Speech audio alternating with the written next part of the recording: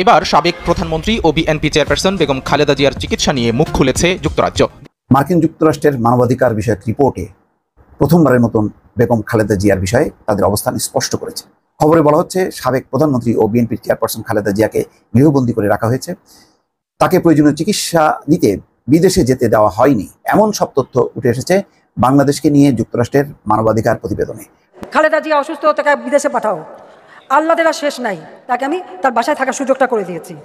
এখন উনি সেজে গুজে মেকআপ নিয়ে একেবারে বুটু রেখে হাসপাতালে যান, যেটা মানুষের হায়াত মমতা চিকিৎসা করাতে হবে, সেটা অবশ্যই আছে।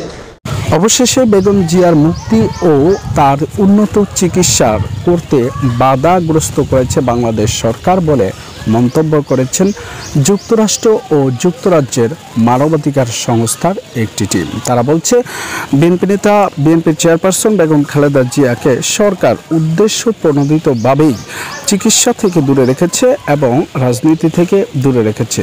তো শীঘ্রই তার মুক্তির ব্যাপারে প্রথম কথা বলল যুক্তরাষ্ট্রের মানবাধিকার সংস্থা। বিস্তারিত দেখাবো আজকের ভিডিওতে, সাথে সাথে আপনাদেরকে দেখাবো যে যুক্তরাষ্ট্র এই বক্তব্যকে কেন্দ্র করে কি বলছে প্রধানমন্ত্রী শেখ হাসিনা। আসসালামু আলাইকুম।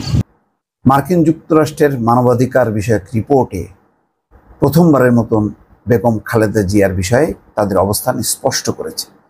এর আগে কিন্তু তারা কখনোই বেগম খালেদা জিয়ার বিষয়টি তাদের রিপোর্টে নিয়ে আসেনি। নানান যে মানবাধিকার সংস্থা, অ্যামনেস্টি ইন্টারন্যাশনাল সহ অন্যান্যরা এনেছে, কিন্তু মার্কিন যুক্তরাষ্ট্রের প্রতিবেদনে কখনো এইভাবে পরিষ্কার করা হয়নি, যেটি এবার করা হলো।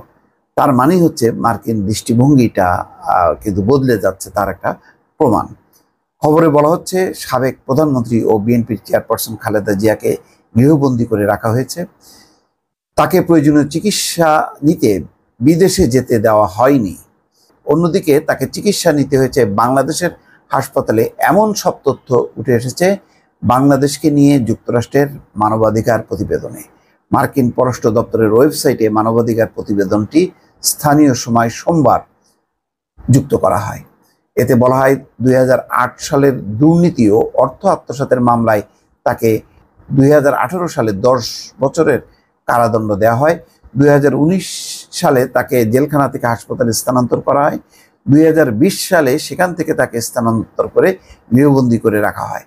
রাজনৈতিক বন্দী ও আটক ব্যক্তিদের বিষয়ে বলা হয়, আন্তর্জাতিক ও দেশের ভেতরকার আইন বিশেষজ্ঞরা বলেছেন, বিরোধী দলীয় নেত্রী খালেদা জিয়ার বিরুদ্ধে যে অভিযোগ আনা হয়েছে তার তথ্য প্রমাণে ঘাটতি আছে। এ থেকে বোঝা যায় তাকে নির্বাচনী প্রক্রিয়া থেকে সরিয়ে দেওয়ার জন্য রাজনৈতিক ছক সাজানো হয়েছে।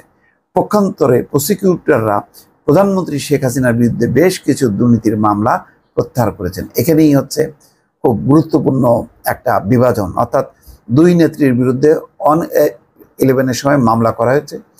যেহেতু 2008 সালের নির্বাচনে ক্ষমতায় আসে আওয়ামী লীগ আসার পর বর্তমান প্রধানমন্ত্রী শেখ হাসিনার বিরুদ্ধে যে সমস্তগুলি মামলা ছিল সেই মামলাগুলো প্রত্যাহার করে, আর খালেদা জিয়ার বিরুদ্ধে মামলাগুলো বহাল রাখে এবং সেটারই বিচারে বেগম খালেদা জিয়াকে 10 বছরের কারাদণ্ড দেয়। নিম্ন আদালত দিয়েছিল আরও কম 7 বছর, উচ্চ আদালতে সেটি 10 বছর করা হয়। প্রসঙ্গত, গত বছরের 9ই আগস্ট থেকে রাজধানীর এভারকেয়ার হাসপাতালে চিকিৎসাধীন খালেদা জিয়া, তিনি liver cirrhosis, arthritis, diabetics, kidney, ফুসফুস, হার্ট ও চোখের সমস্যা সহ নানা রোগে ভুগছেন। তার হার্টের 3টি ব্লকের মধ্যে একটিতে রিং পরানো হয়েছে।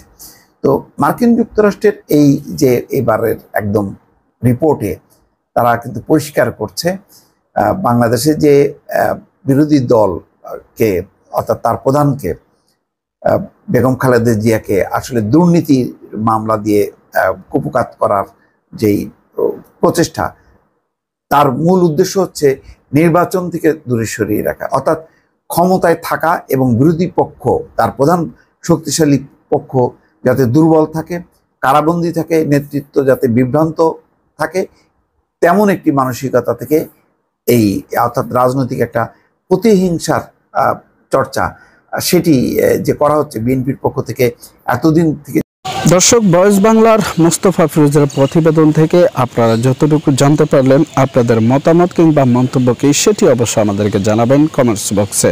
এবার আপনাদেরকে সরাসরি দেখাবো যে খালেদা জিয়ার মুক্তির বিষয়ে যুক্তরাষ্ট্র এবং যুক্তরাজ্যের মানবাধিকার সংস্থা যে বক্তব্য রেখেছেন সে বিষয়ে কি বলছেন প্রধানমন্ত্রী শেখ হাসিনা। চলুন দেখি তার বক্তব্যটা। কথা বলতে চাই, খালেদা জিয়া অসুস্থ, তাকে বিদেশে পাঠাও, আল্লাদের আর শেষ নাই।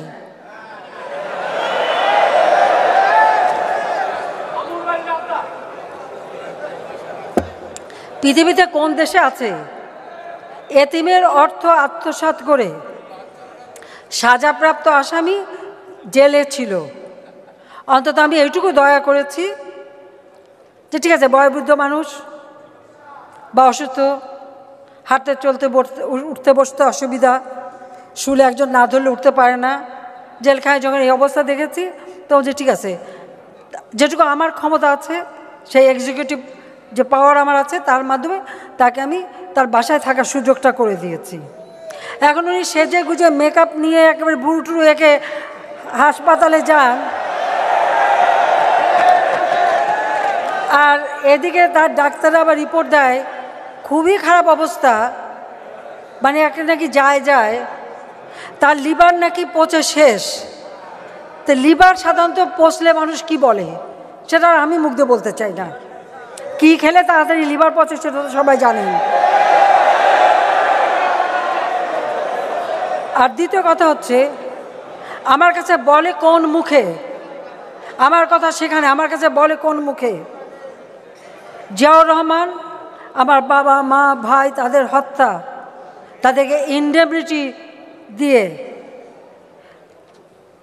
খুনিদেরকে ক্ষমা করে বিভিন্ন দূতাবাসে চাকরি দিয়ে পুরস্কৃত করেছিল। এরশাদ এসে তাদেরকে রাজনীতি করার সুযোগ দিল, রাষ্ট্রপতির পদপ্রার্থী হওয়ার সুযোগ দিল। খালেদা জিয়া ক্ষমতা এসে আরও এক ধাপ। খালেদা জিয়ার ছেলে মারা গেল, কোকো, শত হলেও একটা মা সেটা মনে করে এই এত কিছু করার পরেও, আর আমাকে তো হত্যার চেষ্টা বারবার, কারণ আপনার মনে আছে 21 আগস্ট গ্রেনেড হামলার আগে বক্তৃতা দিল শেখ হাসিনা, প্রধানমন্ত্রী তো দূরের কথা, বিরোধী দলের নেতাও কোনোদিন হতে পারবে না। তো আল্লাহ তার ডাক শুনেছে, এখন তিনি কিছুই হতে পারেননি, এটা হলো বাস্তব কথা। যাই হোক, আমি আমার জায়গায় আছি। শুধু তাই না, যেদিন কোটালীপাড়া বোমা হামলা করে, বোমা পুঁতে রাখে, তখনও খালেদা জিয়ার ঘোষণা ছিল আওয়ামী লীগ 100 বছরেও ক্ষমতায় যেতে পারবে না। দেখো, সবসময় তার বক্তৃতা আছে, অনেক কিছু সামনে বলে ফেলে, এবং এদেশের যত বোমাবাজির পিছনে তাদের যে হাত আছে এতে কোনো সন্দেহ নাই। আমি এই কথার পর জিজ্ঞেস করব, 21 আগস্ট গ্রেনেড হামলা করে যারা আমাকে হত্যা করে সেই বিচারটা হতে দেয়নি, সেই যতগুলি আলামত ছিল নষ্ট করেছে, জজ মেয়ার নাটক সৃষ্টি করেছে, যে এই ধরনের ঘটনা ঘটালো, তার জন্য আমাদের কাছে এত করুণা দয়া চাই কিভাবে? সেটাই আমার প্রশ্ন, যে বারবার যারা আমাকে হত্যা করতে চেয়েছে। দর্শক, প্রধানমন্ত্রীর বক্তব্য শোনার পরে আপনাদের মতামত কি কিংবা মন্তব্য কি সেটি আমাদেরকে জানাবেন কমেন্টস বক্সে। আর চ্যানেলে নতুন হয়ে থাকলে অবশ্যই চ্যানেলটিকে সাবস্ক্রাইব করে পাশে রাখা বেল আইকনটি ক্লিক করে দেবেন প্রত্যেক মুহূর্তের আপডেট নিউজগুলো পাওয়ার জন্য। তো আজকের মতো এখানে বিদায় নিচ্ছি, দেখা হবে অন্য